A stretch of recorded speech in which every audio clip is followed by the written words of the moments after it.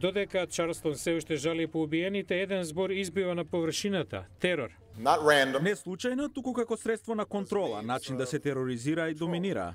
Југот на САД има долга историја на насилство базирано на расна основа од страна на екстремистичките групи како Ку Клукс Кланот.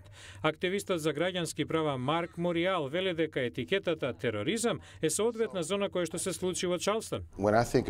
Насилство како продолжение на политичката идеологија, на длабоко врежаните верувања дека жртвите се инфериорни, субстандардни и представуваат закана.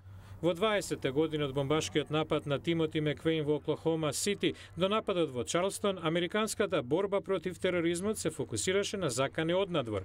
Според најновите податоци од Фондацијата Нова Америка, од 2001 десничарските екстремисти, меѓу нив и белците со расистички ставови, убиле 48 лица, речиси двојно повеќе од оние со џихадистички мотиви.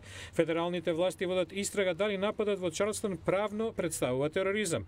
Тоа сепак нема да значи поостра казна за 21-годишниот Дилан Руф, доколку биде осуден, бидејќи веќе му се заканува смртна. Директорот на НААЦП, најстарата организација за заштита на граѓанските права во САД, е категоричен. Се работи за терористички напад, но напаѓачот не успеа да тероризира афроамериканската заедница во земјата. Ако целта му била да започне расна војна, на одреден начин успеа, но со таа разлика што предизвика обновена војна против расизмот. That's what he did.